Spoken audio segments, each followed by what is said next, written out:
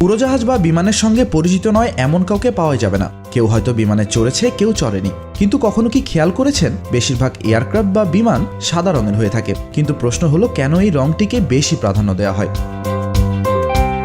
বিমানের যে কোনো ছোটখাটো বিষয়েও বিজ্ঞানকে গুরুত্ব দেওয়া হয়। এর রং সাদা করারও রয়েছে বৈজ্ঞানিক ব্যাখ্যা। রয়েছে অনেক কারণ, যা জেনে হয়তো আপনি অবাক হবেন। বিমানের রং সাদা করার সঙ্গে গ্রীষ্মকালে সাদা কাপড়ের একটি মিল রয়েছে। মূলত সাদা রং তাপ শোষণ করে না, তাপ প্রতিফলিত করে। তাই সাদা কাপড় পরলে গরম লাগে না। একই ব্যাপার ঘটে বিমানের ক্ষেত্রেও। রং সাদা হলে এই যানটিও সহজে গরম হয় না। বিমানের রং সাদা হওয়ার ফলে বিমানের কোথাও ছিদ্র হলে, তেল চুইয়ে পড়লে বা কোনো ফাটল সৃষ্টি হলে সহজেই সেটা খুঁজে পাওয়া যায়। শুধু তাই নয়, বিমান হারিয়ে গেলে খুঁজে বের করতেও সাহায্য করে। অরণ্য বা সমুদ্রের মতো জায়গাতেও খোঁজ মেলে বিমানের। এছাড়া শুধু দিনের বেলাই নয়, রাতের বেলাতেও সাদা রঙের জন্য সহজেই চোখে পড়ে বিমান।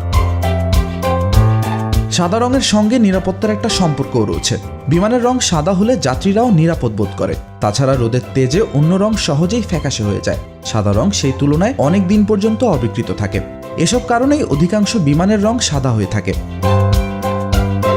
জানলে অবাক হবেন যে রং বিমানে বাড়তি ওজন যোগ করে। এটি আকাশযানের 550 কেজি পর্যন্ত বাড়তি ওজনের কারণ হতে পারে। ওজন যত বেশি হয়, জ্বালানির খরচ তত বাড়ে, ফলে কমে লাভের পরিমাণ। সাদা রং সবচেয়ে পাতলা হওয়ায় এই ওজন কম হয়। তবে সাদা ছাড়াও অন্য রঙের বিমানও কিন্তু রয়েছে, সেগুলোর সংখ্যা খুবই কম।